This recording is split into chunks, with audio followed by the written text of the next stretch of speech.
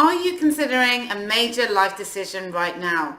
Are you wondering, how do I know if it's right or not? Is your head saying one thing and your heart saying another? Do you move in one direction, but then your gut is screaming no? Or you're waking up at night and there's anxiety or there's stress around it? How do you know if the decision is right for you? So I'm going to take you through 4 main tests that really help me when deciding if a decision is right for me or not. And these really also help those that I work with to save their relationship or transition on from a relationship, and in other areas of my coaching. So the first test is the physical body test. So this is where you put your hand on your heart, and this is what I do anyway, so feel free to join me. Put your hand on your heart, put your other hand on your stomach, and just close your eyes and just ask, will this decision expand me, or will it contract me? Will it shrink me? Will it expand my being, expand me, or will it limit me? And just notice if you can feel any subtle reactions in the body. Does the body shudder? Does it shiver? Does it feel negative? Does it feel positive? Does it feel opening? Does it feel shutting down? Our body never lies. Our energy never lies. So our body and our energy can really give us a really clear signal whether something's going to be very good for us or not. So that is the first test. And I love using this test. Sometimes it can be quite difficult. I know when I first started out in bodywork therapy and now I'm into dance therapy, that this was actually quite difficult to do. So if you can't tune into your body, if you feel like, oh, Nicola, I'm getting nothing, don't worry, I have 3 more tests. So the second test is the worst case scenario. If you did this decision, what would be the absolute worst thing that could happen to you? And then once you've written it all out on paper, sometimes getting that thought out of our head and onto paper, it seems less scary. We could seem like, oh, okay, I can deal with this much better now. I'm seeing it for what it is. And it can lessen that fear. So looking at, okay, what is the worst case scenario? And not leaving it there. Looking at what is the worst case scenario and what will I do about it? What actions would I take? If this worst thing happened, I lost money, I regretted it, I felt lonely, I felt whatever it is, what would you do if that became a reality?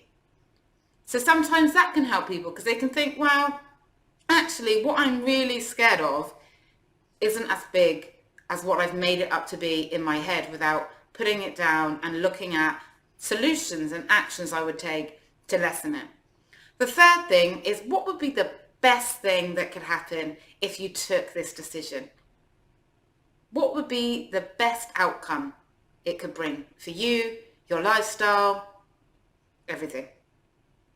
And then you need to ask yourself, is this best thing worth the risk of this worst case scenario? And only you will know that. Is it worth the risk? Because everything in life, there are risks. And when we accept risks, we can allow them to pass through much more quickly and easily. The fourth test, which is my favorite, is to really try it on. So if you've been struggling with a decision for a long time, is there a way to test it? Is there a way to go to that new place that you're considering moving to? Try it out. Put your stuff in storage. Maybe live there for a few months. Is it possible to do an internship to try out a new career? Is it possible to start your own business on a small scale and then invest when you have more confidence and you know it's something that you want to do? Now, often a lot of people that I work with, because I work mainly in relationships, will say to me, Nicola, I can't try on a divorce. I can't try on a separation. I can't try on working on the marriage. It's either one or the other, right?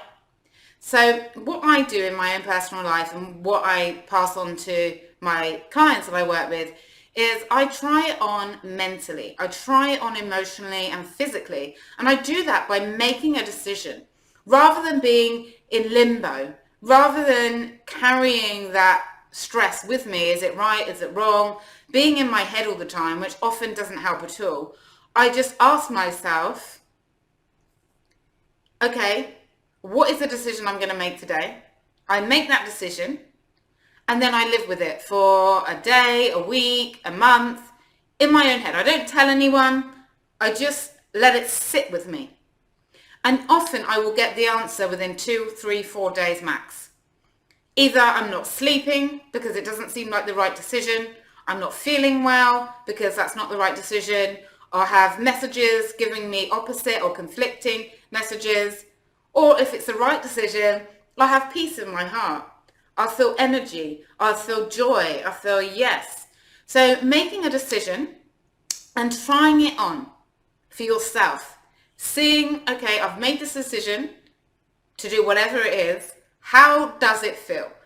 And then do this for a week. Some people I work with, we do it for a month and we check in.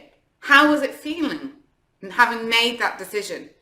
And then once you've made that decision and you've kept it, and if it feels good and if it feels right in your heart, in your head, in all of your body, then it's time to communicate it, to take those actions.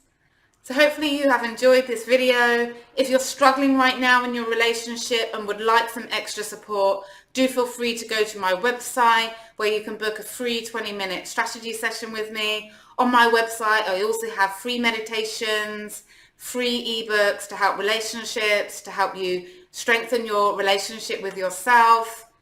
And you can also join my dance therapy group, which is a way to release stress, release tension, and to really boost ourselves up, boost our immune system through meditations and movement. You can just type in Banana Dance Party if you would like to join that.